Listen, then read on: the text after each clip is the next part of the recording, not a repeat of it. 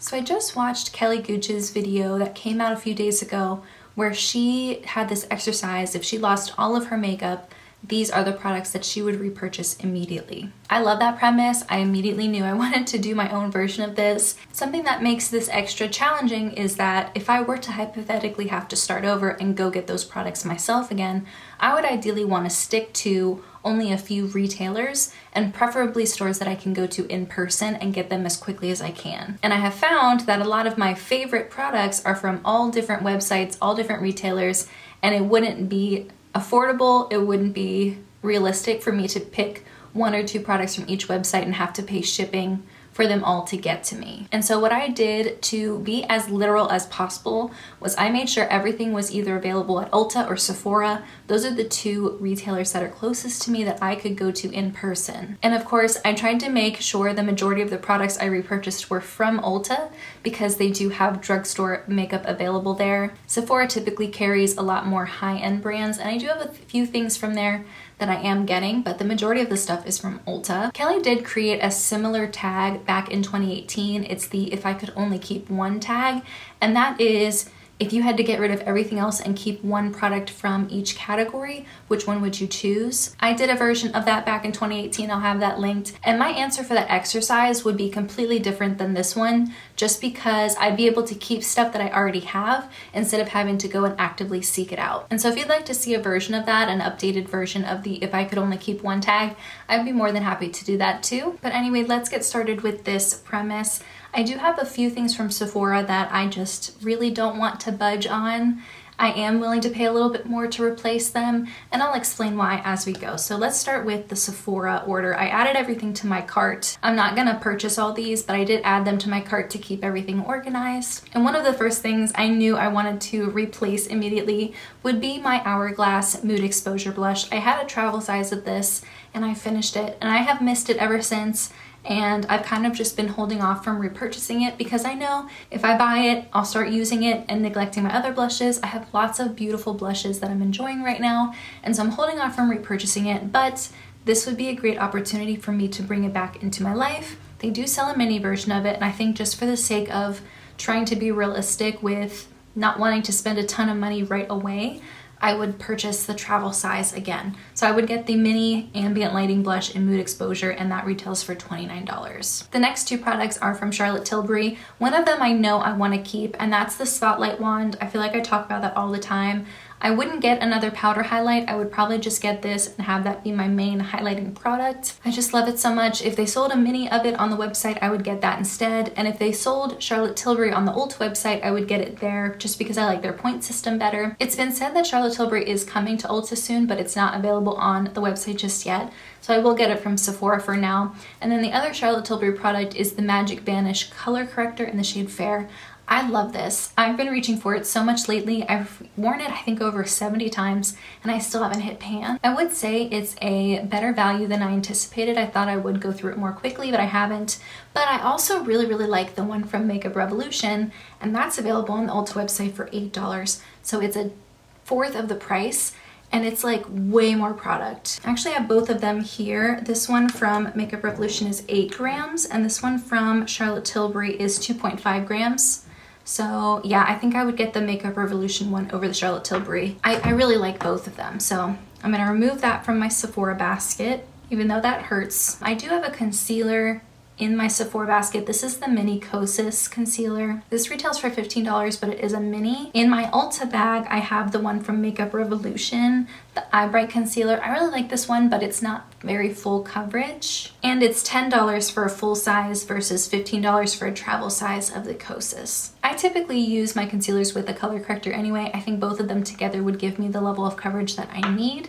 So I'll keep the Makeup Revolution one for $10, and I'll remove the Kosas from my Sephora basket. Okay, so currently the only two things I have in my Sephora basket are the mini Hourglass blush and the Charlotte Tilbury Beauty Light Wand in Spotlight. I have two more products to talk about from my Sephora basket. The first one is a powder foundation from Fenty Beauty. It's the Pro Filter Soft Matte Longwear Powder Foundation in the shade 130. I have this one now. It's just a really nice buildable formula. It's a great shade match for me, and it is more expensive. It's $40, but hear me out. I am so incredibly picky about liquid foundations. If you've ever seen any of my tutorials or heard me talk about any of my favorites, I'm typically mixing like 2 or 3 different things just to get a foundation that's like the right formula and the right shade match and the right undertone and everything for me. And so instead of buying 3 separate foundation products just to get the right formula and color for me, I can pick up this one product even though it's a little more expensive. I go into these seasons where all I wear is powder foundation, and I think I could sort of make myself go into that season again and wear just this all the time. And then the last thing from Sephora that I would purchase is the Rose Quartz palette from Huda Beauty. I had a lot of trouble figuring out which one I would want to get, which eyeshadow would be like a good all-around eyeshadow that I could get a nice variety of looks from and would still have every eyeshadow that I need. This one does have a matte that's light enough to set my eyeshadow primer, and it does have a nice mix of cool tones and warm tones. It has a lot of really gorgeous shimmers that I could just wear as one and done shadows. And this is one of my favorite palettes that I have, so I think it would sort of help soften the blow of, oh my gosh, I lost all of my makeup. Let me bring something back in that just gives me a little bit of joy, isn't just purely utilitarian. And yes, it is $69, but this would be every eyeshadow that I would need, at least for a long time. I would miss my greens, I would miss my other eyeshadow palettes, but I think this would help just kind of keep me going until I get to a point where I can bring other eyeshadows in. So those are the 4 things I would get from Sephora,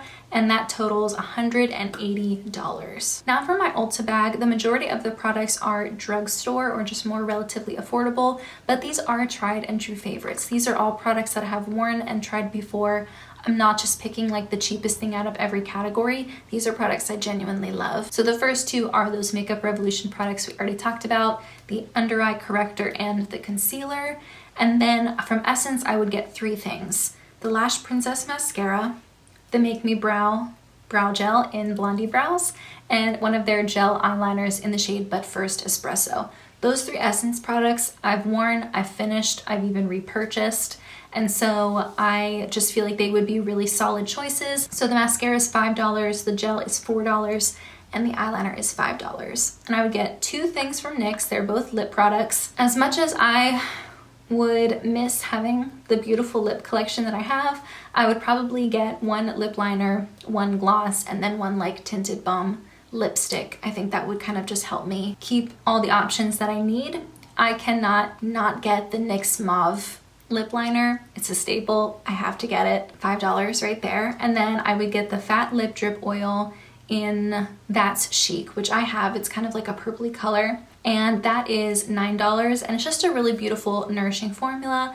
And I think having like something a little bit deeper, a little bit more purpley, I could pair it with the NYX Mauve and get a deeper look, or I could just wear it really sheer by itself and have a more natural look. And let me skip over to the last lip product I would get. It's the CoverGirl Stilo in Sweet Melon. That color is just so beautiful, but it's also just a really nice formula. It's really comfortable. And so I have like the purpley, mauve-y, little bit deeper, more dramatic lip color, and then this is like a really fresh, warm, peachy color. So depending on what lip color I'm going for, I think I could kind of make it work with either one, and they're all 3 really good, comfortable formulas. I have one thing from Ulta Beauty. I would repurchase the eyeshadow primer for $12. I get really creasy lids, and eyeshadows don't really last well on me. I think it's just because I'm very oily. Ideally, I guess I would like to just leave this out, but realistically, I don't really think that I would want to. And then I have 2 things from Tarte, mainly because I just don't want to mess around with my base. I just don't. I get so oily. I want things to last, and I want them to look nice on my skin. And these are 2 products that are just very good. So I would get a mini of the Tarte Smoothing Timeless Primer. That's $22 for a mini of it. I don't use it all over my face. I just use it in my T-zone. And I have finished one of those in the past, so I would get this one again. And then same with the powder, I'd get the Smooth Operator Amazonian Clay Finishing Powder. I had one of these forever ago. It may have even been before I even started the channel. Realistically, I would repurchase the RCMA powder, but that's kind of harder to get your hands on in person. And it is a little bit more expensive, unfortunately. It's $36. So that's like $58 just on those 2 products alone, but they are products that I just need to know work. This next one I know works and doesn't break the bank. It's the e.l.f.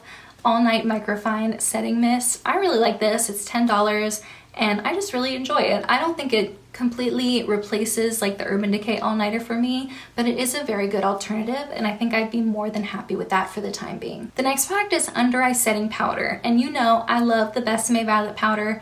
Again, that's only available on the Besame website, so I'd have to pay shipping to get it to me, and I'd have to order it online, and so I'd probably want to get something in person. I'm using the Pat McGrath powder right now. I have the shade Light. It's just a translucent powder, and I do really like it. I think it's a beautiful formula, but it's $34. I do have a sort of similar powder right now, and it's a mini of the NYX HD finishing powder. I took it out and mushed it up, and I have it in a container, and I'm using it as a setting powder currently. It looks very similar in the pan. It's also like a white translucent HD powder. I really like powders like that on my under eyes especially, and this is only $3.50. And even though it is a mini, I think that would be a really good amount for me to use under my eyes. And so even though I would technically prefer the Pat McGrath one just a little bit more, you cannot beat that price difference. $3.50 versus $34. And something nice about the Ulta website is they often have like buy one get one a certain percent off deal, and currently NYX is buy one get one 40% off. And so because I am purchasing another NYX product, this powder is on sale for $2.10 instead of $3.50. And then on top of that, Ulta currently has a $3.50 off coupon, so I can apply that. And that brings my total down to $135.56. I'm purchasing 13 products, the vast majority of my new makeup collection. So 13 products for $135. I wouldn't say it's like the most affordable thing out there, but it's not as bad as I thought it would be. And I do have some Ulta points saved up. I have about $50 that I could get off, so that could bring it to under $100. I typically like to wait until my points are higher, because the more points you have, the bigger percentage of money you can get off. But desperate times call for desperate measures, so I probably would use my points in this case to get an extra $50 off. And so that would bring my Ulta total down to $85.56. Let's go back over to Sephora.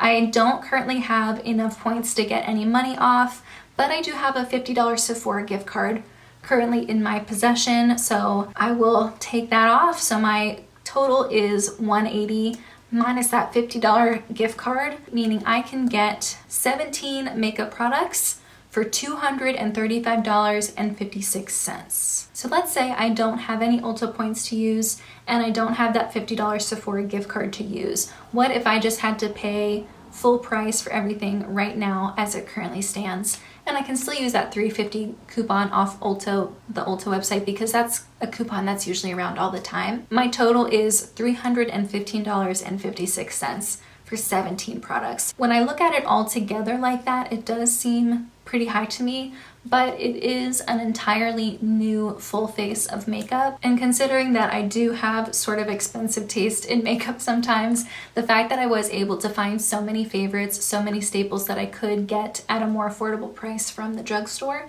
is a really good sign. And I just wanted to share something very interesting that I learned as a result of doing this video, and that is that this Rare Beauty blush in the shade Wisdom is not available as a full size. This was definitely one of the blushes I was going to add to this scenario. I was going to get one powder blush and one cream blush.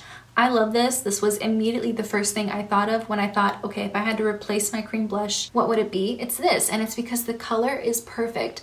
I love the formula, but it really is the color that's so special. And so when I went to go see what the full size of this would cost, I realized that they don't have this shade Wisdom in the full size on the Sephora website or on the Rare Beauty website. So that was really sad, and I wanted to share that with you. If you got that mini set and you liked either of the shades, I guess just hold on to them for dear life. So that was all of the makeup that I would repurchase if I lost everything and had to start over. I will link Kelly's version of this. She did one for 2024, and then she also has a 2023 version. So I'll have them both in the description box. Thanks to Kelly for coming up with this idea. It's a really fun exercise to kind of put things into perspective. Of course, if you'd like to see my updated version of if I could only keep one of the products that I already own, I'd be more than happy to do that. Again, I think a lot of my answers would be really different, and I would love to know your answers, especially if you don't live in the US or you don't live in an area that's close to an Ulta or Sephora. What would be your go-to retailer? Like, where would you go to get the majority of your stuff? But in the meantime, that's everything I have.